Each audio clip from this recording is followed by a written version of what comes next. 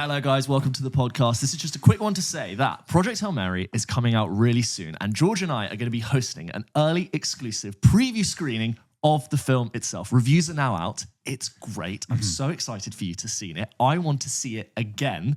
We're going to be hosting a screening to celebrate the launch of Epic by View. George, Epic by View. Tell everyone about it. It's a bloody great big screen with great colour from HDR by Barcode, also 3D sound by Dolby Atmos, and it is just the best, brightest and highest quality screen that you can see an epic film like this on. And trust me, you want to see this film on the biggest screen you can. It's so worth it, I promise. George and I are going to be doing an introduction to the film. We're going to be talking all about it, why it's the best place to see the film. We're also going to give away some prizes. We'd love to see as many of you there as possible. It's on Tuesday the 17th of March at View West End in the evening. We can't wait. It's going to be an amazing experience. Can't wait to see you there. So if you want to get your tickets to come and see it, there's only a few left. Check out the description below.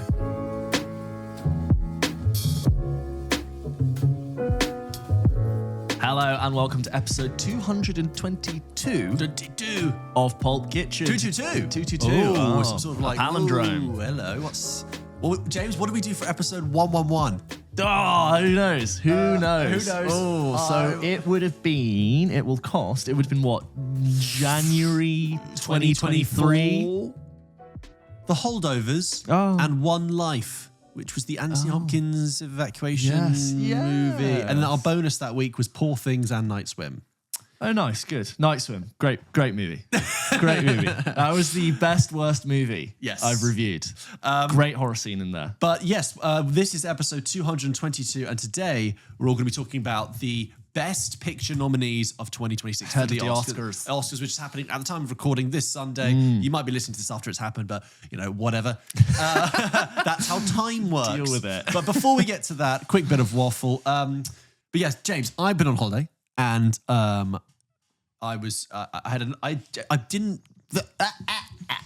James, I've been on holiday and I went to Tenerife. Lovely. Which, as we've discussed off air, is a long short haul flight. Yes. So it's like 4.5 hours, but no screens. You got to bring your own. Got to bring your own entertainment. And, a lot of people watch stuff on screens, and I read a book this time, James. Oh, good on you. Book way back. And didn't I just feel like the absolute king of academia? You there with your Netflix Disney show? I don't think so. Yeah, let me just turn this page. Yeah. Page one. I read a fantastic book called John and Paul, which is about John Lennon and Paul McCartney's relationship. And it's got a big push at the moment. You might have seen it in shop windows for new book bookshops. It's a new book. It's just come out this year. Very, very good. I recommend that. But we're not a book review podcast. I'm not going to give you a book review. But there was a line in it that the author quoted, which I hadn't heard this quote before, from Arthur Schopenhauer. Which I thought, that's an interesting quote. And instead of us beginning this episode with a silly bit of anecdotal stuff, I thought, let's start with a bit of culture. I've been waiting Arthur for this. Schopenhauer said this, and because he's talking about the brilliance of the Beatles, and he was saying, talent hits a target no one else can hit, but genius hits a target no one else can see. Yeah, I like that. Genius is when people get a bullseye and you didn't even know that it happened. You needed it. Yeah. You didn't even know. Talent is like, well done. You did that. But the genius is like, amazing. Lots of people are talented. Very few people are geniuses. So class, if we just want to unpack that now. Turn to page 394. Are there any geniuses in this room? Yeah. Simon, stop talking, please. Which is often why great minds often fail in the prescriptive school frame where it's based on setting you to pass an exam, which has already been pre-agreed. It's a target we know. Yeah. Whereas a lot of the great geniuses, they simply the parameters of the classroom do not service their mind. Yeah. I on this Beatles book, part of me did wonder whether I should record a micro review for us that we hold until like a month before the films come out. You'd be welcome to. To be like, because basically I have a lot of thoughts now about the whole situation with the Beatles. Not with the Beatles films. Basically, guys, they're more than just a band. Okay? They're more than just a band. But I don't want to... Let's get on with the main episode. We don't have time for it, but they're more than just a band. Go and check out that book. I can't wait when these Beatle films come out for you to just be like slightly vibrating in your chair at the either really exciting or very inaccurate bits about it. They have a lot to get wrong. It will stimulate you either way. Yes. I actually... Every time we talk about it, I get quite excited now. And I think I could easily talk about this every week until Penny they come out. Lane is in my ears and in my eyes. You know, he did a bit of To Be or Not to Be. Yeah. How many songs do you think we're going to get? Because they've got quite a lot of songs. They've got a lot of run screen time to fill it in. That's they do, true. Yes, James, they do quite a lot of songs. No, genuinely, like it's not like, I don't know, a standard, but they've got a lot to cover if they want to do it. Well, I'm thinking now, are they going to go up until... Are they going to go into the 70s after the Beatles break up? Is it going to be like post-Beatles time as well? I think they will cram it full of earworms and needle drops. So people come out and stream it straight away on Spotify, and the Beatles go straight up to that, and they go, oh my God, that scene in the George Harrison one when he writes Here Comes the Sun. Isn't that really like, oh my God, let's just put it on now. Let's put it on now. Here comes the sun. So yeah, that's it. And then, Barry Keoghan being like, all right then, I've got a song about an octopus. There goes that dream then. Do you ever think you could, what is it? Am I the kind of guy like me? Yeah, take a song from a guy like me. He just does. Does Banshees. What's she says? Oh, sorry, Ringo. No. Sorry, love. There goes that then. Oh, there goes that then. Never mind. Anyway. Obladi.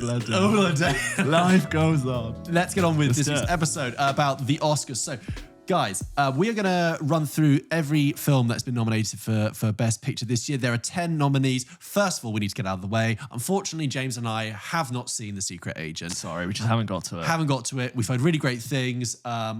We will try and get to it. So it's not a complete list. We're not going to do what we've done in previous years, which is kind of rank it. We really think we're just going to kind of give our kind of takes on all of them. I haven't seen Frankenstein. I've tried, but I haven't seen it all. James, you've seen everything but Secret Agent. And I've seen everything but Frankenstein and Secret Agent. So let's going in alphabetical order. Yeah. Let's start with Begonia. Yeah. Yorgos Lanthimos movie came out, maybe October. I caught it then. Check out the review if you want it. James, you've caught it recently. Yeah. Lanthimos in slightly more coherent territory. Yeah, and as soon as I start, first of all, I actually really enjoyed Begonia, and it's exactly the type of Lanthimos that I want to be watching. Immediately, I was reassured that what I was watching was coherent and followable, and was interested in me following along with it. And the reason I'm like so surprised to say that is because just honestly with Lanthimos, I can't really tell if he's interested in me enjoying the movie. Go and see our Kinds of Kindness review, one of the sort of like most irritating cinema experiences I've had. But on Begonia, first of all, it's really beautiful and provocative and violent and interesting. And I was genuinely held in suspense for the whole movie. Oh, sorry, we'll keep everything spoiler free, by the way, just across the board in case. But I thought at its core, it's got really great performances from a small handful of actors. It's interesting and evocative. I found it like very uncomfortable and sort of like difficult, but also funny. And there's some really great gags in there that really did have me laughing. And it's sort of quirky, strange Lanthimos doing what he does best, bringing interesting, strange characters you've probably never seen before in a world that feels hyper real and extreme and strange. And I think Emma Stone is just brilliant in it. Jesse Plemons is brilliant in it. I had a really entertaining time with that. I didn't particularly enjoy myself because it's quite shocking and gory and violent, but I was like, yes, this is one for me. So glad to report that Begonia worked for me. In terms of its ranking among the Best Picture winners, it doesn't really sort of come close to my top picks, but more than happy to see it there. We talked about this thread of like Lanthimos in that sphere where like one of the films he releases are so creative and artsy, they'll kind of always be knocking on the door of Best Picture nomination. So I like it. It's not my Best Picture pick, but I'm so happy to see Lanthimos isn't, I don't know, like drifting off into obscurity where I can't have a relationship with his movies anymore. I was like, yes, thank you. This is what I want to be watching from you. I think also Emma Stone, amazing, and has got the plaudits, is nominated for Best Actress, but it is Jesse Plemons' film, really. Yeah, for sure. And I think he was nominated at the BAFTAs, wasn't nominated for the Oscars, but I do think he's very, very good in this. Yeah. It's his movie, and there's that great kitchen scene on the dolly track up and down the table, which not a spoiler, it's just a great use of a scene. And again, I was thinking the same thing when I was watching that. I was like, oh yeah, we're not in some sort of crazy painted set of Poor Things, even though we quite like Poor Things. We're domestic scale, very small cast, small focus. Let's just strip it down, and I like that. Because also like Kinds of Kindness was technically like stripped back. But it wasn't to its benefit. Like this was like had two locations really, like the roads and then the office and the home. And I was like, this is just great. Really Great. I really thought we'd get like some sort of random Willem Dafoe cameo, but we don't. We should have done. We're owed it. So that's Begonia. Next up, Frankenstein. So I just want to flag, obviously you've seen it, we'll just get to that in a second, but what I like Frankenstein, the story, a lot. I studied it at school, I studied it at university, and I generally think one thing that held me back from enjoying this film is that I went to see a friend in a play of Frankenstein about a year ago, and it was like really long. Not a bad play, if she's listening. We'd be very good at it. But like, it was very long, very in-depth, and covered the whole story and like refreshed my entire memory about Frankenstein. So when Guillermo del Toro's story came along 6 months later, which is meticulous and very, very literal in its adaptation, I'm kind of like, oh, I'm done. I've tried it. I tried it again on the flight home from Tenerife, and I just... Where'd you get to? At the same place each time. Opening on the ship, great. Then it goes to like, my childhood, I was a one little boy and my father was very cruel and I had to go to Edinburgh. And I'm like, oh, I'm sorry. I'm not in for this. I'm not in for this. Sorry. No disrespect to the film. Yeah. But anyway, you saw it. Yeah, and it is long. Do you not think he's a bit like that? He's like, oh, but my life was so hard. And Oscar Isaac. We must go back to the beginning to understand the middle. It is very also like that. And then halfway through, you go back to the beginning. Yeah. Frankenstein. A divisive film, Guillermo del Toro's Frankenstein so far.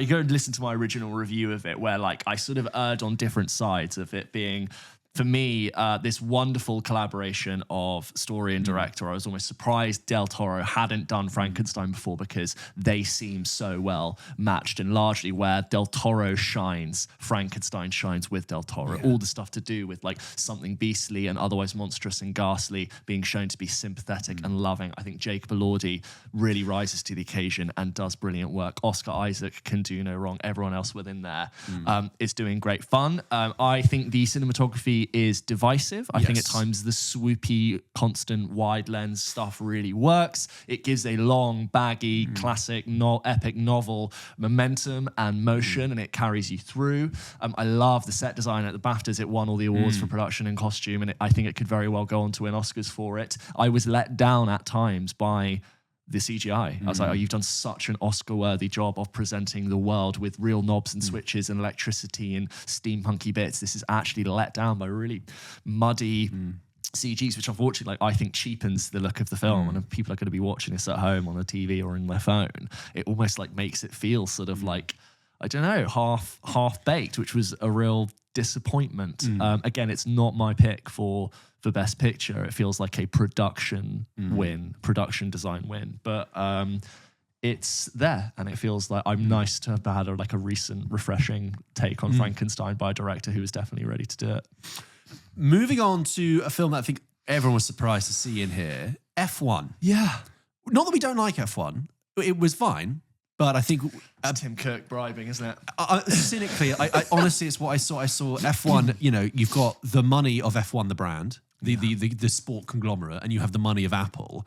And I really do. I saw it. I was like, oh, that's been bought. And that's not how Oscars work. But you have money to fund the lobbying to get people to screenings to see the movie, and it's not a bad film. No, I have kind of moved on from it quite a lot.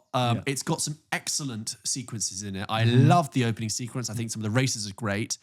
It is, for a film all about efficiency of speed, it is baggy and long and 2 hours 40. I could really have done with just tightening the thing. They're sat there being like, oh, can we make the car more aerodynamic? So that's my Kerry Condon. Can we make the car more aerodynamic as well? And like, can you just tighten it up as well? The script just does exactly enough to get you from scene to scene. Like, there's moments where the script is like, and we'll do this scene now. And it's like, it's fine. It's F1 the movie. Like, it's Brands the movie, brought to you by Ninja and Shark and other such brands. I think like the takeaway from it is actually what I already knew going into it. I've just reaffirmed that Joseph Kosinski right now is one of the masters of just like telegraphing amazing, fast-moving action scenes in a way that makes sense. It's the kind of treatment that like Transformers films would always have had, so you can like really follow what's going on. But I just go, you are so good at like bringing together 11 different moving pieces in whether it's like a dogfight or an F1 track and making it feel fun, kinetic, exciting, and followable. I'm like, I'm so impressed with how you do this. this. The rest of it is like just perfectly serviceable and entertaining. I didn't have a bad time with it, but it did get, it's for the third time now, it's not my best picture. Yeah. It's just not my best picture. And actually, it's just like a lot of them aren't close. Yeah, I agree with that. And check out. And we're going to get an F2 by the sounds of it, which I know we called F2. It'll be called F1 because F1 is the F2 is the next. I agree with that. So we reviewed that in about June last year. I love it. They called it that. They have to pause. F1. It'd be called like the next race or something. Well, that sounds sort of charged, doesn't it? It'd be like I don't know, Race Again or I don't know. Strikes Back. The race strikes, but the tyre strikes back. Sponsored by Pirelli. It will be. It will be. Next up, Hamnet, which is a film obviously we saw more recently. We reviewed that. My feeling about Hamnet is obviously I spoke very effusively about Jessie Buckley, and go check out your review of The Bride, which you've done, which will be dropping. She's brilliant in that as well, and it will do very well for her, building momentum. Just reminding you in case you forgot, she's the best working right now. And I think we have for a long time held a torch for Jessie Buckley. Yes, really, really liked her stuff, and in this she just delivers absolutely what we always thought. I really do think it's one of the best performances I've seen on screen. I think having had time to settle about it, I think like to put it crudely, Hamnet for me is like a 4-star film with 5-star turn for Jessie Buckley and a 5-star ending. Yeah, I think that's fair. Great Jacoby dupe and everything that, but I felt the early part where it's just them before the children come in, a little bit lifeless, ironically. Right. And then once the children come in, I felt the film literally sprang to life, which is kind of in true with the novel because the novel is from the children's perspective. Do you think it's too grounded and almost like realistic for its own good? And it could have done with more melodrama, a bit more just Hollywood sauce. Because my issue with it was that like the ending's phenomenal, and the way it lands the plane just was so effective for me. But I think I felt like it was always working with the ending in mind, and I felt like I was being told very early on you're going to be really sad. It's a foregone you're conclusion, cry. isn't it? Yeah, and I did, but I almost wanted that to be my own decision. I think it's one of the scenes that stuck with me most of all of the nominees here.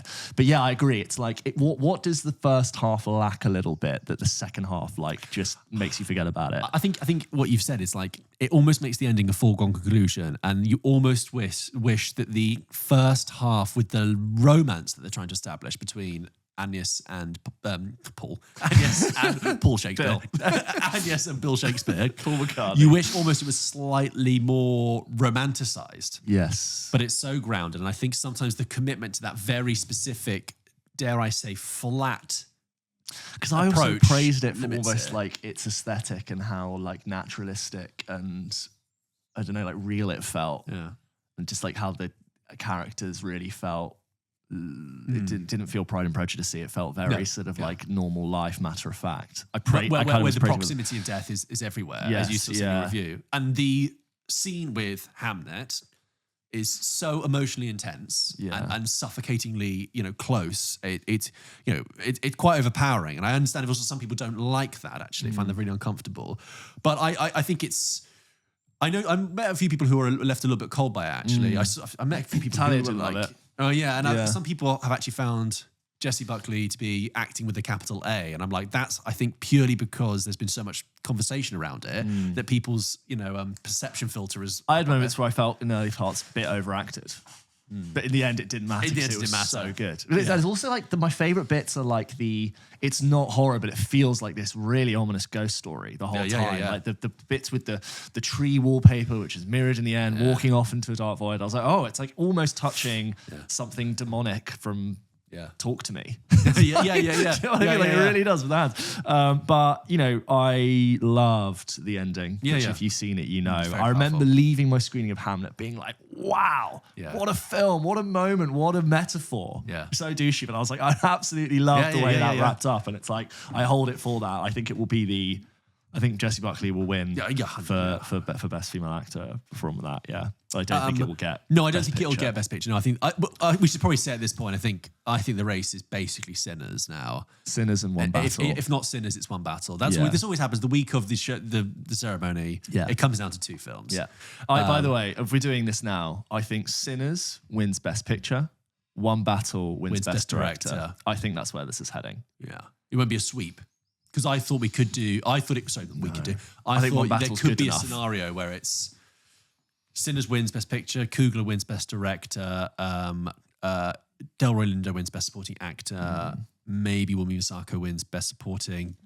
Michael B. Jordan wins Best I Actor. think PTA gets director. Prediction. I Yeah. think PTA gets director. Sinners gets picture. Has PTA ever won before? I don't think he has. For director, I don't. or just in For director, yeah, for director. He's never won. No, one of his films has never won Best Picture. For There Will Be Blood. There Will Be Blood. Did he I win thought Best the Director? Coen brothers won for that. For No Country. For No Country. Okay, yeah, interesting. So maybe like the 25 years That does worth of count, the momentum of like, Yeah, well, the we've already momentum. won one. the sort of career nod. That's why like Leo doesn't have momentum, I think, for one battle. He's won one. It's Timmy. Yeah. But he was slagging off ballet. So Do you know what? That whole thing. No, I actually it's not that I agree with I don't agree with his comments, but I actually find the whole furore around Timothy's comments about ballet and opera so contrived and over the top and missing the point. Yeah.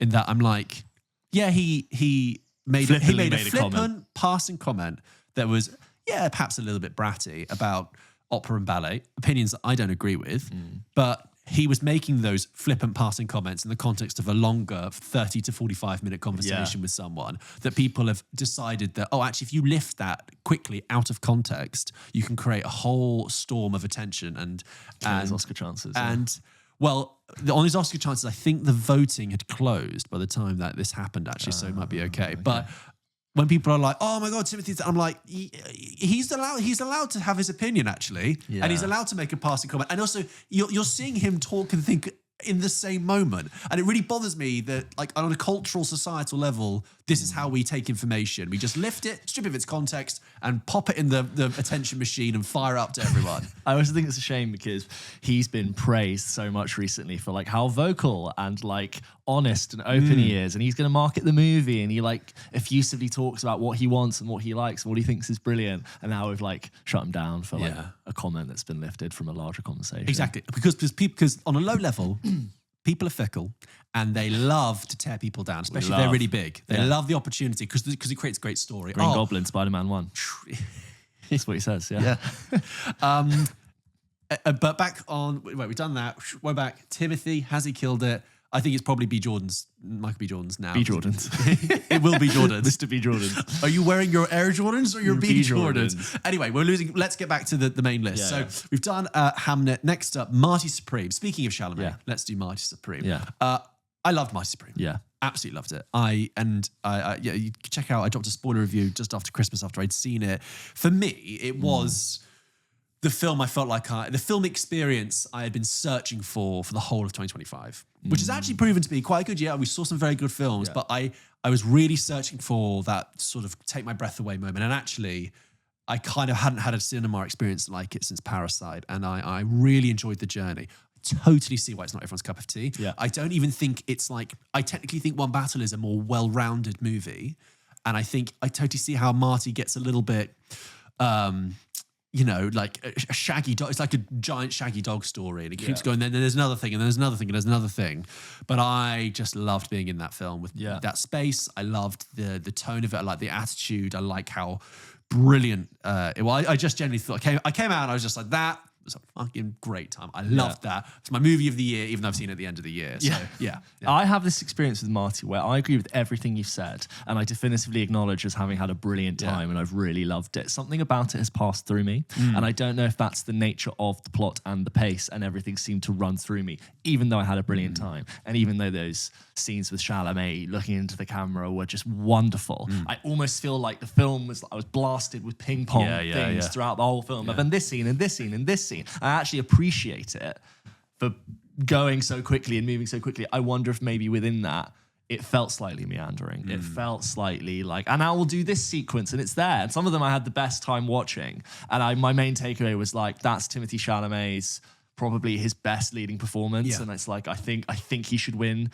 Best Actor right now. And I go, I'm so happy for all of that. I just probably have a more powerful experience with the likes of Hamnet. Yes. And I think maybe One Battle edges it as a better movie. And I think Sinners is like the people's choice. It kind of hovers at my third and fourth pick, but I've no bad will against it. I think it's great. No, yeah. Do you know what I mean? Like, you know, if it kind of passes through you? No, I totally get it. It's like, I think we've had this over the course of the show between us anyway, where it's like, one of us, we're not in a disagreement, but one of us just might be slightly more electrified by something. Yeah, it's like on the day you're electrified and it just... And it could be purely the viewing experience. I think I also had a maybe shot of it's- espresso just before I went in. Oh, you're I was on a perfect. post Christmas kind of You're detox. ready to go. Yeah. I should rewatch it actually because I would like to catch it whenever I have time, which I don't. But and also what gives me hope is that it wasn't just the superficial surface level enjoyment of like the adrenaline rush. Like I did really get into thinking about the deeper level of like, and check out the spoiler review I did about this, which is like what it all means and like certain elements of the story and why Marty reacts to certain things throughout the film.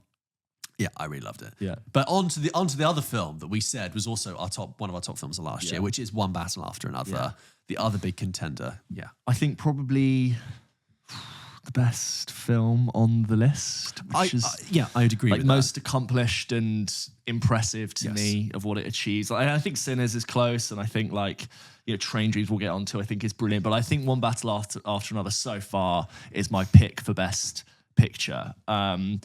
Where do I even start with One Battle After Another? I think I've said this before. Like, I think the descriptor of like roller coaster thrill ride is really overused as a way to talk about films, but it really applies to One Battle After Another.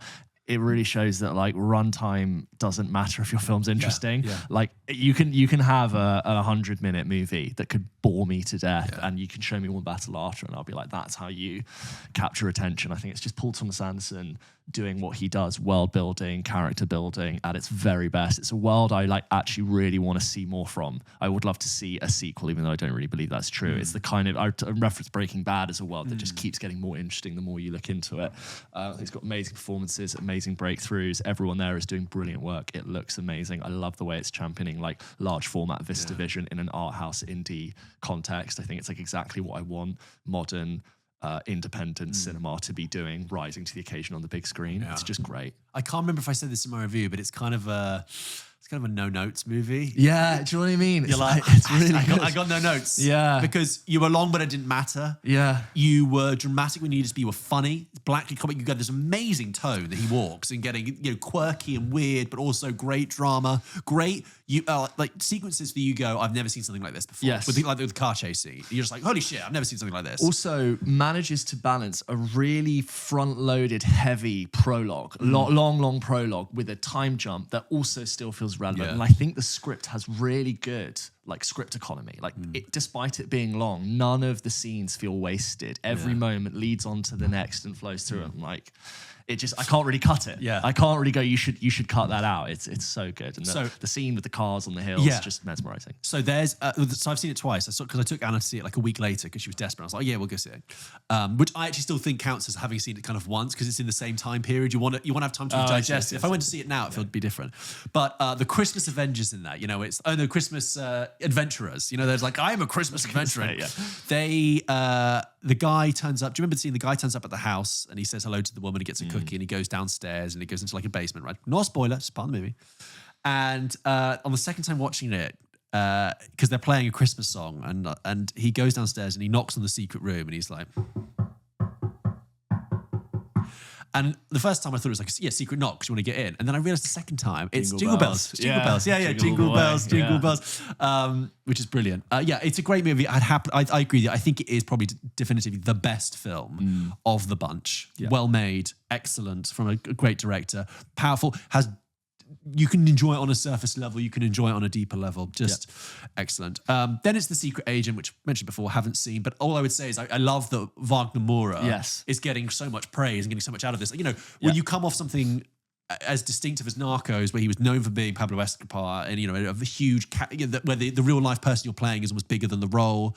You want to kind of step aside from that. And he sort of went away for a bit, then he bubbled up in things like Civil War. It was really good in it. I love the momentum that his career is going through. And I totally see him like running away with it. He's brilliant. So next up is Sentimental Value, which I have had a chance to catch up on. Yes. So you reviewed this roundabout LFF. London Film Festival, and you caught that. And do you want to summarize your thoughts? Yeah, it's like a film I definitely really enjoyed watching, and it's really interesting. And I didn't like it anyway near as much as I liked Worst Person in the World, which is a film that got me so excited. And I was so passionate to share my feelings about it. Sentimental Value, I said a couple of times now, I think has all round the best performances of any other film. If you look across the board, I think the acting in Sentimental Value is like some of the most impressed I've been. Yeah. And I love the introduction to the characters, and I really liked the ending. I found in general actually as a balancing act. I didn't really know whose film it was sometimes. And I was like, I'm really loving Renata Reinsve here, and she's just obviously brilliant in this. And I'm really loving Stellan Skarsgård in this as well. You're also doing brilliant work. I kind of feel like I was not really knowing whose attention to rest with, but despite that, there are loads of really interesting ideas within it. I think I left it being like, it's interesting, it's good, it's not like something that set me on fire. And I could have intellectual conversations about it, I think, for 30 minutes if we wanted to, but I'm also kind of holding it as a slight disappointment from Joachim Trier for me. I agree. If anything, I might even be slightly colder on it, which is a shame because I don't actually have any bad blood towards the film. I kind of like the ideas, and as you say, I quite like Joachim Trier. Love the acting in it. Actually, the acting, faultless. Cinematography, faultless. Like I cannot express how great all of that is in it. But So, like a naturalist, and it leaves the emotion really raw and bare on screen every time, and it really just lets honest performances sing. It's a very like disciplined and restrained way to make a film, which works really well. Given our conversation about Hamnet, the cinematography in Sentimental Value is like naturalistic and real, but also quite gorgeous. Yes. And you fall in love with it. And I really enjoyed being in Norway for 2.5 hours. Yeah. I really, really liked that. I just found that, similar to you, it was less than the sum of its parts. And the longer the film kind of went on, I felt it just like getting further and further away from me. And a scene would begin and I'd go, okay, this looks interesting, interesting ingredients. And then it would kind of fall away and I go, where are we with this? Yeah. And I actually, I don't. It needed to be cut down a bit, and I think also when people are like, I remained fundamentally, thoroughly unmoved by the whole thing. Right. I did not distill in me any sort of sense of emotion. I tittered at one joke in it, which I thought was quite funny, but I really felt quite barren and empty and dry by the end, which was a real shame. And I kind of have left the film and it's kind of drifted away from me, which is a shame because I it's not like inherently bad, but it started to become in my mind, I hate saying this, but it really started to kind of symbolize the cliched awards contender foreign language movie, which is beautifully presented, beautifully acted, very sincere. It's about the arts, and it's also completely sort of like impenetrable and kind of incomprehensible, and puts a lot of people off, which is a shame. And it's one of those things that if I meet people and they're like, oh, I love Sentimental Value, I'm like, what is it you liked in it then? What did you see? No. What did you like? Like, could you explain it to me then? Explain it to me. Explain it to me, because I'm sure I'm wrong. Because when we were at the BAFTAs and they were rolling all of the clips every time it was nominated, I was like, oh yeah, it is really well acted, and I was like really getting excited. It looks like by a better film than it is. Every time you see a clip, you go, "Oh, that does look really good," and it's full of like dramatic portent. And every time Joachim Trier like points the camera at something, you go, "Oh, this feels like this is about to." Kind of maybe lacking a bit of focus. Like my thing is like, whose film is it? And then it sort of like bounces between where I never really get enough momentum within it. What I will say is, I love Elle Fanning. I'm starting to realise that I really like Elle Fanning in everything. She's very good in this. To me are great. Both Fannings, love the sisters. Apparently they're going to be in a movie together at some point. That's great. Love that. That sells your movie. Elle Fanning, when she's in the scenes with Stellan Skarsgård, she's got this wonderful, bright expression. And I started to look at her and I was like, oh, you kind of remind me a bit like, almost like a cartoon character. Your eyes are so good. Yeah, it's like a Pixar character. Yeah, and do you know who she looks like? She looks like Jessie from Toy Story. Oh, yeah. Put a cowboy hat. Like the rosy cheeks. Put a cowboy hat on Elle Fanning. You've got you dye her hair ginger. You've got Jessie from Toy Story. Do with that information what you will. Because you know what we're going to get, George? We're going to get the live action Toy Story remake in 2038. I guarantee somehow they'll do it. So I put it quite low down in my ranking of the other films, but I would look forward to seeing what else Joachim does next. Next up, the front contender, the people's choice, the popular vote, Sinners. I rewatched Sinners recently because we saw it last year. Yeah. And actually, I think this is what we've always found. We saw it a week before its release, had a perfect good time. Great screen, great experience. We IMAX, had not anticipated that it would become the juggernaut. People fucking love Sinners. Broke records, made a shitload of money. It's still in cinemas being re-released, and people are going to see it for the 4th, 5th, and 6th time. Yes. They love it so much, which is amazing. Yes. And I love that people are loving it. And you and I both had a great time with it. I think we just didn't necessarily think it was the best film of the year. No. I kind of got on with my life, got on with our year. And I was like, oh, yeah, Sinners, that was quite good. And then people were like, oh, it's amazing. Yeah. So because of that, I went back and rewatched it recently. I think I did mention this on a previous episode, but I enjoyed it more second time round. Yeah. And I got more out of it. I was much more in touch with like the actual like human drama in it. Again, didn't need the vampires. They're there. Yeah. Didn't need the vampires. They're It's there. playful with like vampire rules. Yeah, But it's like, fun. okay, sure, have fun with it. But you need the whole rule of like they can't step in unless invited, I guess. It's Yeah, like the fun yeah. thing. I for the ending actually was quite moving, and I still think that scene in the center of it, a bit like with the one battle car chase scene, with the Sinners scene in the middle, with time collapsing and music being played from all eras. I just kind of like, I'm totally mesmerized by that. I think that's absolutely like one for the ages, and that should be taught in film school. I just like loved that moment. And I like that a film that came out all the way back in April can have a contender for being the best film this year, because usually awards voters have very short memories. But yeah. When we were at the BAFTAs, there was a guy sat next to me on my right who every time something for Sinners got mentioned, he was like, yeah, Sinners, come on. And every time Sinners sometimes didn't win, he'd go, what? How? And he'd like the nominees would go, oh, it's gonna be Sinners, it's gonna be Sinners. Like sometimes Sinners would win, and he'd be like, yeah, Sinners. And if it didn't, he was like, how has Sinners? He couldn't fathom why any of these other like Sentimental Valley, Frank is like, why would they win over Sinners? It's quite a good year, that's why. It's quite a good year. So like, I have nothing against Sinners. I really, really like it. I have such fond memories of it. The music scene, I think, is one scene of the year in a lot of ways from me. I was thinking, I really think Ryan Coogler could go on to direct the next James Bond, potentially after that. I also really think like Phil Lord and Chris Miller off the back of Project Hail Mary could without a doubt go on to do a Bond or an Avengers film. I really see what they're doing with Project Hail Mary and this. I'm like, you are graduating into this like Kaczynski, Denis Villeneuve class of director. I think it's an amazing things for Ryan Coogler, and it's really nice to see Michael B. Jordan, who is brilliant in everything he's in, shine in a film like this. And I think it will take Best Picture. Actually, I do think it will. I think it has enough momentum behind it, and I think the Academy will, I think, just do well to champion a film like Sinners. Also, like, it seems democratically fair enough, like critically adored, financially huge success, and audiences love it. Because if One Battle wins Best Picture, it almost will be like a disappointment to like the popular people's vote. Whereas if you award One Battle Best Director, you're tipping the hat to the accomplishment. But actually the best film, the film that everyone has the momentum behind, is Sinners. I think if Sinners doesn't win, it will be like the story that Sinners lost out to One Battle. I also think it's like a fork in the road of like what the Oscars are meant to be, because I saw a good video that BBC Culture put out about like the kind of films that were winning in the 90s, which were big historical epics, but big blockbuster historical epics. Braveheart, Titanic,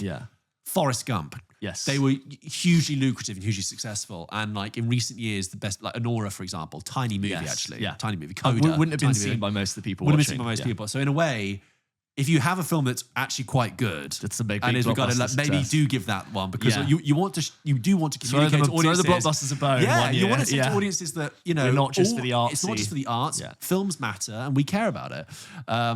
So I agree with that. And then lastly is the film that came out right at the end of last year and delighted both of us, which is Train Dreams. Well, I'm so happy to see this nominated. It's the type of film in another year could just maybe not get the credit that it deserves. And like, we both reviewed it and just talked about how much it just completely melted us into sort of like gooiness. It's absolutely wonderful. It's one of the most beautiful films I've seen been shot, and I love that Netflix has been putting out all these wonderful featurettes on YouTube with the cinematographer Adolfo Veloso just talking about how they did it, how they captured it using candlelight and only natural light, the way in which they used 3:2 photographic aspect ratio to recapture something, the ways in which things would have been shot at that time, accentuating the trees. Joel Edgerton and his sad eyes just carrying you through that whole film. I thought it was wonderful. And it's done exactly what a Best Picture nomination should do, which is draw attention to a much smaller film that's brilliant to hopefully be seen by more. Big win for Netflix as well. Yes, and it's a shame Edgerton wasn't nominated Best Actor, really, because it's a small performance. It's understated. It's all in the eyes, but like, it's no less valuable or no less powerful than what Leo does, for example. For sure. Yeah, great, beautiful. Contains the best by-prop plane sequence of 2025. Sorry, Yes. Mission Impossible for 8, but it actually does. Kerry Condon, an actor appearing both in this and F1, 2 Oscar-nominated movies this year. Full of great lines, that yeah. film. It's like, it is novella-esque, So poetic, but isn't it? poetic, like Finding a Lost Diary, which I think was an intention. Like William H. Macy, like tapping into something about deforestation is like, we are unscrewing, there's something that's like, we are unscrewing the bolts of the Ferris wheel we ride on. It's just like one of the amazing quotes you see within that. It's just beautiful. Great mise en scène, sorry for the word, but like people placed around a fire with the logs, cutting between, someone lying in between like the sword bit of a tree, posing for photos, birth of media, New America. It's just great. Do you wish Hamlet had been shot like that? A little bit. Could Hamlet have done with a little bit of the visual poeticism? More of a colour. Yeah, a little bit of visual poetry. I don't know.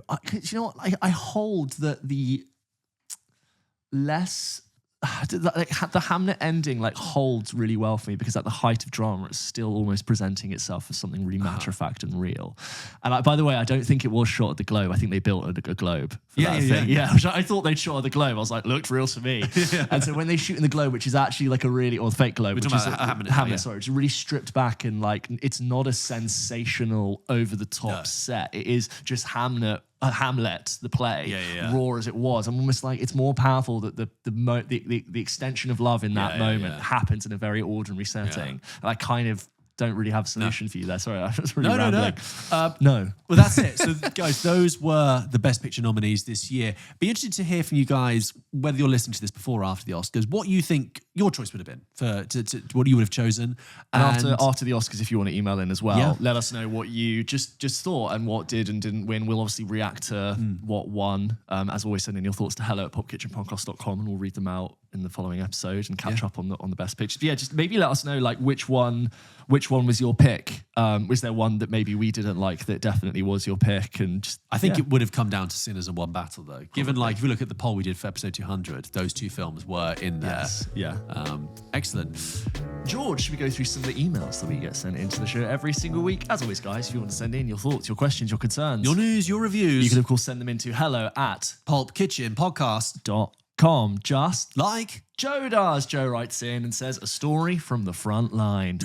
Water, belts, Tango Ice Blast. Take this letter, go run. 1917, he's running across. No, I assume Joe is going to be a cinema worker. Hello, James and George and James. I listened to your most recent episode where you mentioned about working at a cinema for a few months and finding it interesting what types of snacks people buy for what films and what being wowed, and also being wowed by the projectors. Yes. So I'm here to give my 50p, and by 50p, I mean story. George worked at I did work at cinema for 3 months, I've been working at different cinemas now for a few good years and still remember the first time I was shown how to work an IMAX projector. I was an amateur projectionist. For me, I'm surprised they let people touch that stuff. Operating an IMAX projector is like operating an anti-aircraft gun in World War II. Like, they're huge. They're like room size. Yeah. I was enamored. However, cut to a year later, and the only way to fix it is a whim and a prayer and turning it on and off again.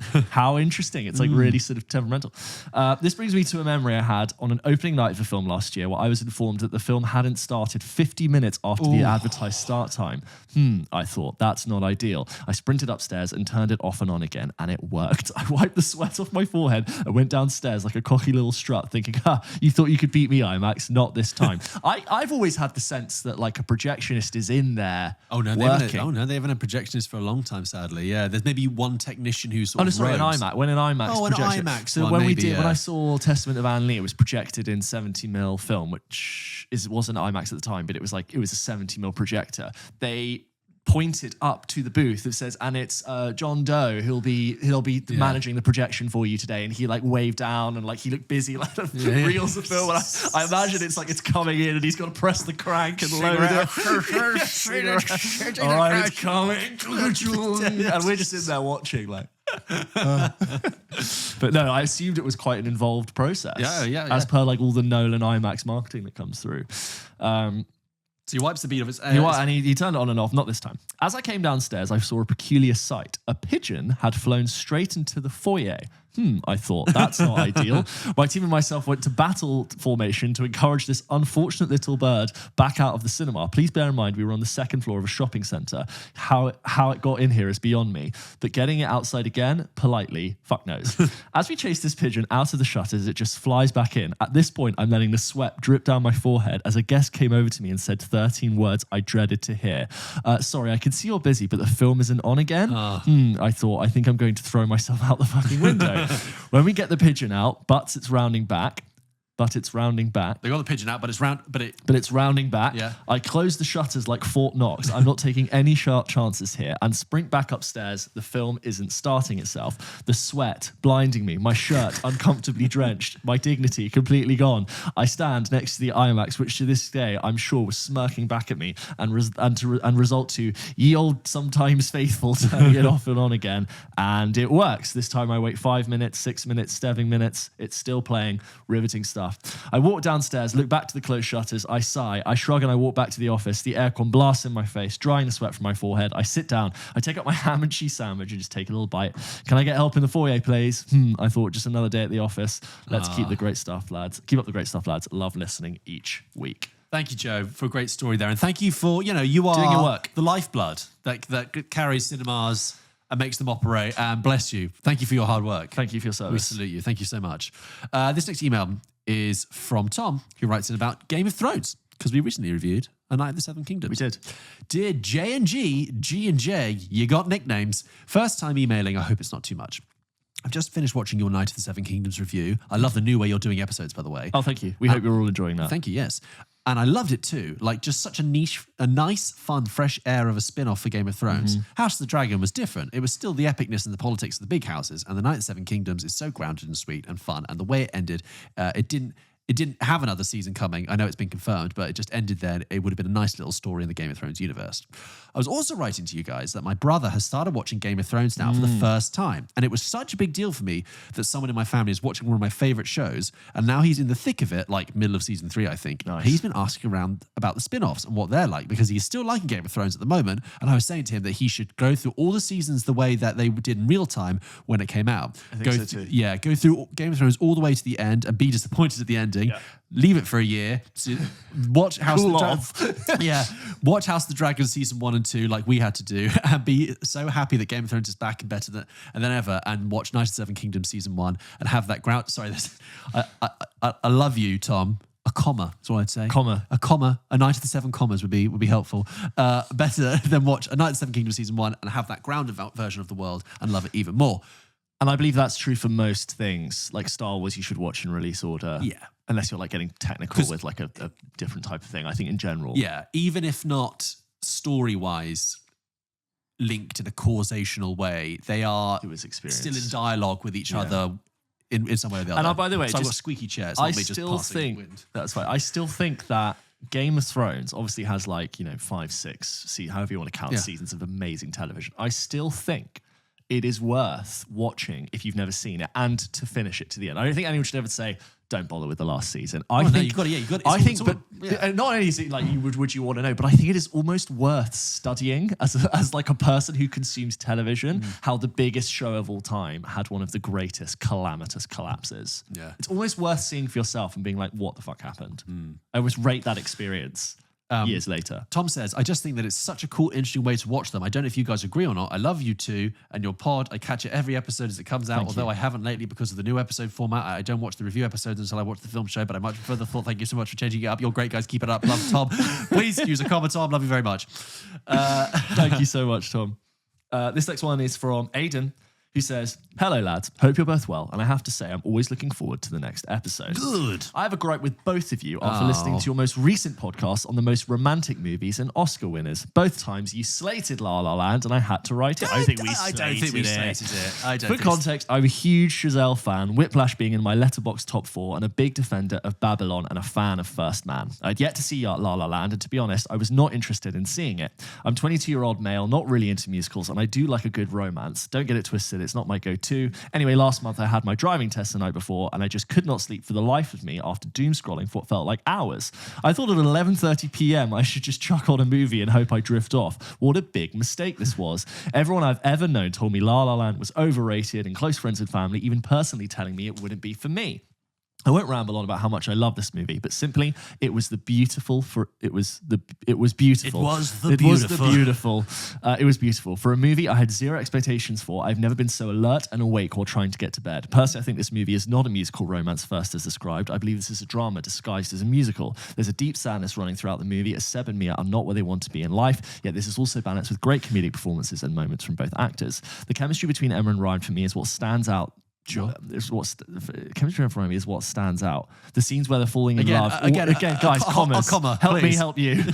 Always echoed with a bit of sadness. The ending just got me. I don't know how I avoided all spoilers and all narrative details about this story, but I'm so glad I did. I was floored thinking all night about that ending. If you ever chose to rewatch this movie, I'd say don't go in expecting a whimsical, feel-good musical. I think it works much better as a character study. Two ambitious people chasing versions of themselves that don't yet exist and slowly realizing that love alone doesn't solve that. The music isn't there to make light, it amplifies the emotional highs and lows of the drama. Maybe that's why people got frustrated when they first saw it in cinemas. I'm not sure. What do you guys think? Just wondering if either of you have gone into a movie with low expectations and been completely blown away. Was also wondering, quick thoughts on the movie Lion with Dev Patel. Was hoping you guys would mention it on your Oscars talks. I think it's the most underrated movie of all time, and I never talked about, although enough, also competing with La La Land and Moonlight that same year at the Oscars. P.S. I did pass my driving test on less than 5 hours sleep. Good P.S. Thank you for making me feel sane. Superman was utter shit. Yeah. Regards, Aiden. Well, a big defense of La La Land there, which I think is totally fair, and glad you had a good time with it. Is there a time you've gone into a film with really low expectations but been completely blown away? Obviously, The Flash 2022. Yeah. Really low expectations. Blown away, I think maybe is tough, but like I've gone, that was like actually really good. I've definitely had that before. I guess Wuthering Heights recently is a good example. Yeah. I wasn't blown away, but I was like, I had low expectations. Yes. And I came out, I was like, oh, that was actually good. I enjoyed that. Yeah. I will, on your question about Lion, yeah, that movie, I think people were quite harsh on that movie when it came out. I thought it was good, and I thought the ending was great. I watched that when I was deeply, deeply sick, like proper, like in bed for a week with flu, like couldn't hold anything down. And I was, you just need to watch something to pass time. And I watched it like through one eye, like beep, beep, like really, like I didn't know if I was going to make it type of. No, it was fine. Yeah, but yeah, I don't really remember it. But I have seen it. But I really liked it, and I think the ending is like really, really emotional, really powerful. And I think Dev Patel is great, and I think actually, there's a lot of education in it about just like, it's kind of about trauma and cultural dislocation, social dislocation, about things in your past catching up with you. I think it's great. You mentioned there about it being competing with La La Land and Moonlight. I just read, and before I read the Beatles book, I was finishing the Oscars book, which I've mentioned a few times over the past few months. And there was a whole chapter about Envelope Gate and what had happened on that night, which is 2017, which is the year of that Oscars. But there was also more context about the films in that race. And Lion, sadly, not to tarnish it with this brush, was the last movie that Harvey Weinstein tried to get an Oscar. And in this chapter of the book, it's looking at how the tectonic plates of Hollywood were already changing, and like the playbook that Weinstein had innovated in the 90s with bullying his way to an Oscar was kind of falling apart, and he wasn't able to get Lion the traction he wanted to. When did Weinstein go down? Was it 2017? 2017, but later in the year. Yeah. But Lion, I like, good movie, and Dev Patel, good movie. And by the way, this book gives a play-by-play of the envelope thing and how it went down. I was like, oh, that's just crazy. Nice. I was like, this is crazy how it happened. Because it got Will Smith slapping in there, it just, as like an afterword, it's like, that was also crazy. It was also mental. Aidan, thank you so much. Who knows, George, by the time people listening to this year's Oscars will have happened. Oh my God. We don't know if there's like an absolutely some ballet dancer just kicked Timothée Chalamet's head off. You get what you're fucking deserve. They just choke at him. They part of his spine in. Did you see that? It was crazy. Black Swan, perfect. Like, it was perfect. Blood coming out the eyes. This next email is from Ross, who writes and says, hello, boyos. Long-time listener Ross here from Dublin, Ireland. Not a fan of horror movies at all. I can't do jump scares, and watching a movie with any jump scares in it really affects my experience watching the film, which is extremely annoying given the amount of critically acclaimed horror movies over the past few years. Last week with Fred, we ran through the scariest movies of all time and ran through all of your votes and gave our own picks. It may have story time, Ross says. It may have stemmed from my experience watching The Strangers, 2008, the film with Liv Tyler in it. I watched this at the age of 11, thinking I could handle it alongside a couple of my friends. How wrong was I? It's a scary movie. It is a scary movie. My mother had rented the DVD for us, slightly unhinged from her, for a sleepover. After watching the movie, I was absolutely shook. And the next day, I had a few more friends come over to have another sleepover and again watch the film. The movie shook me so much that the next day, before my friends were coming over, I took the rented DVD and broke it in half. When the last Just in case it gets played again, I can't do this anymore. Out, foul spirit. Bury it in the garden. We don't talk on it. It comes back, your boomerang's back in, it's sealed. Is it secret? Is it safe? No, I fucking took it to Mount Doom and destroyed it. When the lads came over, I told them my dog had gotten its paws on it and it must have chewed That it. ain't my homework excuse. The story still holds up today and I will die on that hill. That's brilliant. Horror movies aren't for everyone apparently, but would you have any tips or tricks to put a scaredy cat to ease a little bit? I've seen the likes of Long Legs and Midsummer in recent years, which are undoubtedly tough viewings for me, but would like to be able to enjoy sitting and watching films like Weapons and 28 years later and still enjoy them for the great movies they are. Thanks, fellas. Lots of love. Ross. First of all, I think you can definitely handle Weapons in 28 years later. 28 years later, Well, I think... I mean, Weapons is a great jump scare in it. Yeah, but it's brilliant. I mean, I weirdly think it is young to be watching Strangers, but some of my favourite horror experiences are when you watch something a little bit too young, when it exposes you to something a little bit shocking and horrible that you should never have seen. Like I talked about this in the episode, but the Ring being such a perfect release at the perfect time because you would rent it from Blockbuster and it was a literal tape that you would literally put on, and it was this like pre-viral, like, oh my God, have you seen The Ring? And the scene where she comes out of the TV at the end, like this is wonderfully meta. You watch it at home. The Thing is the thing watching at home, and the horror comes out on the screen. I was like, that's a perfect thing that I watched really early at sleepovers, which traumatized me at that moment in time. I think. Look, I honestly, Ross, like I love to. I still curl up. I'm not a big horror movie guy. Oh yeah, like you know, in Weapons, I had my hands behind my eyes, and what I suggest you do is what I started to do is basically try and inoculate yourself by watching sort of smaller exposure therapy. Yeah, exposure therapy, basically. First of all, always watching horror movies with other people is the best way to do it because it makes it fun, it makes it enjoyable. Watching it in isolation is horrible, right? It's traumatizing. Go and watch. Like Scream is a great entry-level horror movie. Yes. Because it's creepy and it has moments, but it's not really scary. It's also very funny. Then try things like Blair Witch. Scary but neat and small. Doesn't actually have any like great shocks, just a sense of like dread. Sorry, I didn't. You've probably talked about this with Fred last week. No, it's fine. I think the more horror you watch, the more you start to learn about the different tools that are frequently used, and the more impressed and like just sort of like excited you are when a horror film does something really interesting and new, or an idea you haven't seen before, or a scare you haven't seen done before, and you become exposed to the very familiar ones, but the new ones get you so excited. And that's like horror should be really fun, and it's ultimately fun. A film that isn't a danger to you makes you curl up so much and gets you scared. Go watch Barbarian. Yeah, Barbarian's such a fun one. It's scary but really, really great. Also, you have pointed out when you said that you had a sleepover and then you were having another one the night after.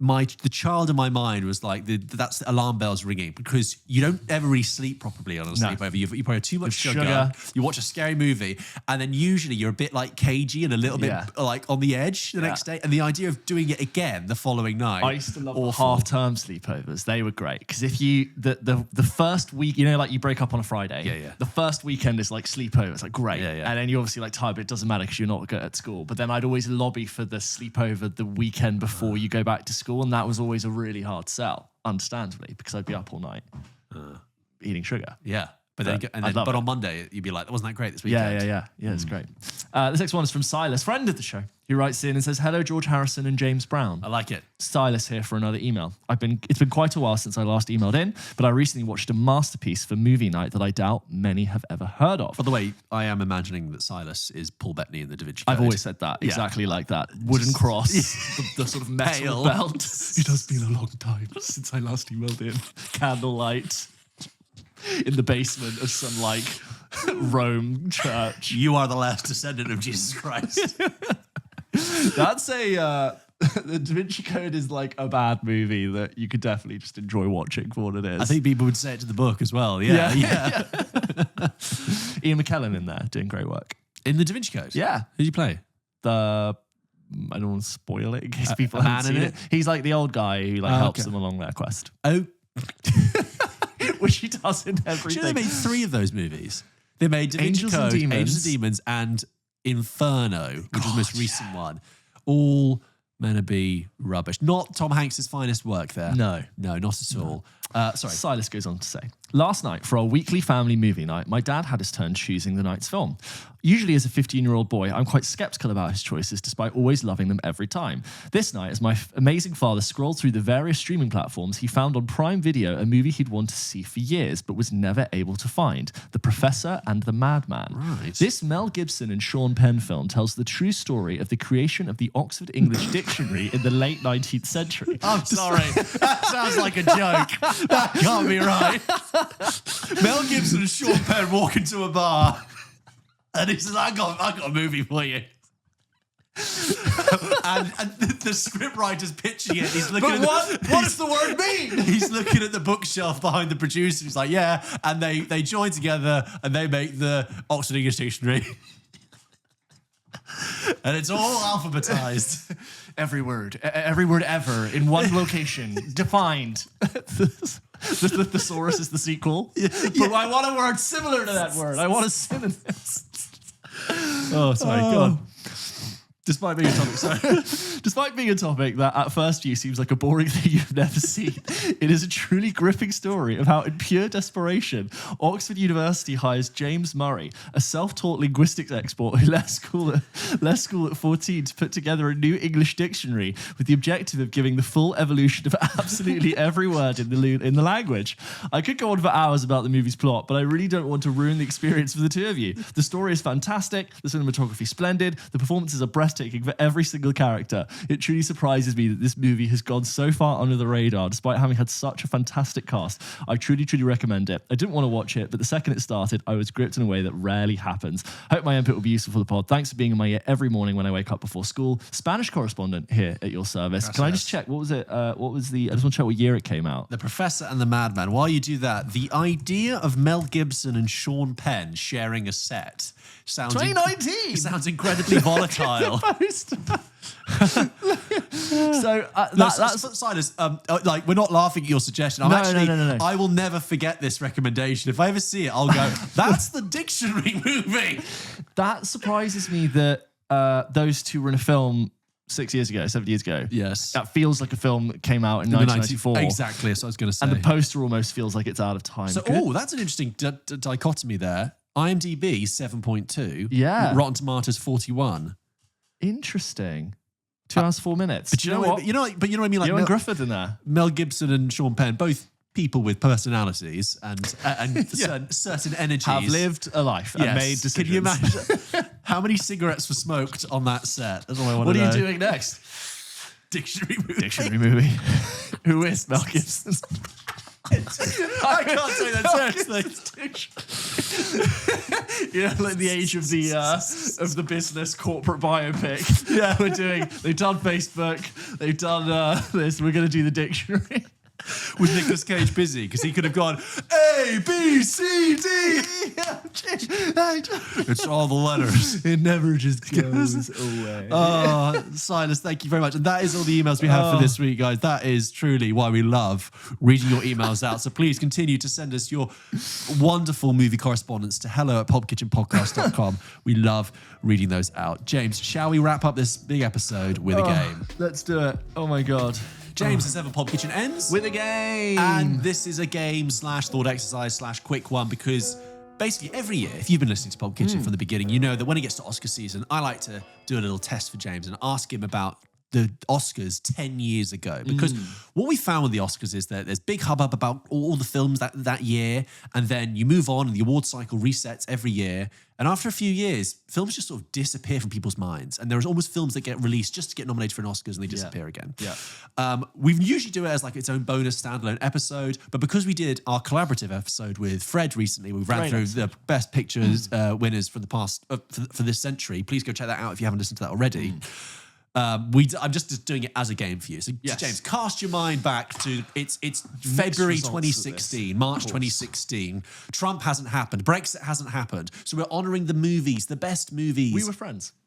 We we were friends. Yes. Thank you, James. Yeah.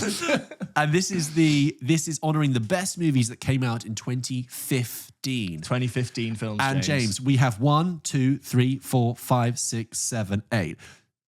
Eight noms. 8 noms.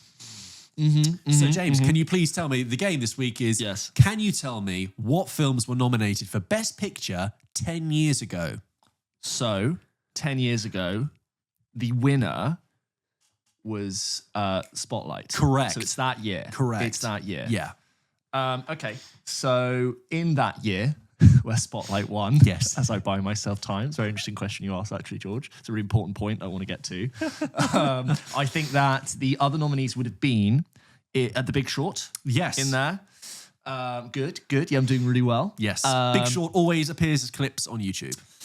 Which means that it's also the year of one film which was Mad Max Fury Road. Correct. Yes. Okay. At one point was a front runner to win. Yeah. This isn't Birdman year because that was the year before. Correct. This isn't Revenant year. No, it is the Revenant year. It is the Revenant year. Yeah, of course. The Revenant, yeah. Yeah, because Birdman was the year before. God, he put films out. Yeah, he did, yeah. Too. Yeah. What? You think? I know. I guess Birdman was a one shot, no edit. One shot. It's done. Okay, so I'm here. So you have Spotlight, Mad Max Fury Road, Yeah. The Big Short, and The Revenant. You have 4 more to guess. Would you like some clues? Yeah, give me a clue. One of the films is quite topical because another film has just come out, which is based on a novel by the same author. The Martian. The Martian. The Martian I like was The nominated. Martian. It's not a best picture It's winner not a for best me, but nominee, I had no. a great time watching it. I had a good time. My only thing with The Martian is I wish Matt Damon had a little bit more despair on Mars. He was Bit too quite happy. light-hearted and Yeah. upbeat for a man who was stranded. Vlogging a lot. He was just like, hey, I can't believe all this disco music with my potatoes. I'm like, Yeah. you're stuck on Mars. It's been a year. You've been eating you weigh potatoes 4 for a stone, year. okay? You might die. Potatoes made from your own shit for a year. I Having would be potatoes. a bit more melancholic. Okay, you've got 3 more. Cool. Give me a director. Oh, the biggest. Spielberg. Yes. Hold on. Oh, dead air there. It's A Bridge of Spies. Correct. That's a red Yes. wine movie. A red wine That's movie. a film to be watched at home on a And sofa with a bottle of red wine. And you sit down and you go, yes, the Berlin Wall. Yes, you know. It really was East versus West, wasn't it? It was like that, you know. 2 more, James. Okay. One is a period piece that you've not seen. Great. What period? 50s. Featuring an actor, not in the lead role, but featuring an actor who had an amazing 2015. Featuring an actor who had an amazing 2015. I've interviewed him. 50s. And when I was interviewing him, we were looking at his IMDb again, and we were like, oh, he had a great 2015. That's just not helpful. It's too niche a clue. No, go on. That is, the film is Brooklyn. Oh, yeah, Okay. I haven't seen. The actor I'm referencing is Donald Gleason. Oh, okay. He did have a good 2015. Ex Machina, yeah. this, Star Wars. Ex Machina wasn't nominated. No. Oh, it's a great movie. And that also would have been the previous year. Yeah. One more. Room. Yes. Room. Room Well is that done. year. Room indeed. Great. You've seen Room? No. You never seen Room? No, I've not seen Room. You didn't make room for Room? I didn't make room for Room. I think it just slipped me by. And I Good. don't know if I should make room for Room. I enjoyed it. Great. Yeah. There's a great sequence in it. There's a great sequence. I'm like, edge of my seat. Oh, like, great. oh shit. Nice. And it's got like for one scene with William H. Macy. Oh, great. Kind of a blink in your mess. Yeah. A blink in you. Only had room for him for one scene. So again, guys, to run through those, that is The Big Short, Yeah. Bridge of Spies, Brooklyn, Mad Max Fury Road, The Martian, The Revenant, Room, and Spotlight. Mad Max Fury Road is like the sinners of that year. It is. Yeah. People's choice and wouldn't typically be expected. I don't think it was typically expected to be a Best Picture winner, but rose up from the excitement and the buzz of the audience. I don't want to say baffled because I like the movie. I'm still always quite surprised at how big Mad Max Fury Road was and how much it's like loved and how it's entered like the upper echelons of like being a true cineast. Kind of like it did what it wanted to do so well. Yeah. And I think that like people who are looking for something, I don't know, different from Mad Max were like, oh, but it's just this. But the people who are really excited about that, yes, it's just that so well. You want a car chase? Let me give you a car chase for 2 hours in Australia, where everyone looks like they've One road, sleeping one in long clay. road. Yeah, and they drive along the road, and guess what they do? They come back again. But this time with oil. There you are, guys. So that was the 2016 Oscars. That was the Year Spotlight one, and that was... You think I would like prep and like check? Like, no. This was episode 222 of Pulp Kitchen. Thank you very much for listening. Please continue to check out the feed as we're dropping other content throughout the week, including James's reviews of The Bride and How to Make a Killing. Project Hail Mary. Project Hail Mary is out as well with Fred. If you're excited about Project Hail Mary, don't forget, come and see it with us on Tuesday, the 17th of March. Guys, the film's really good. You should go and see it on the biggest screen. We've got the biggest screen to show it to you on with the best colours and the sound. And we said it all at the top of the show, but it'll be great. We're going to give out prizes. We're going to be there. You'll probably be seeing it for the first time. I'm excited to see it again. Great.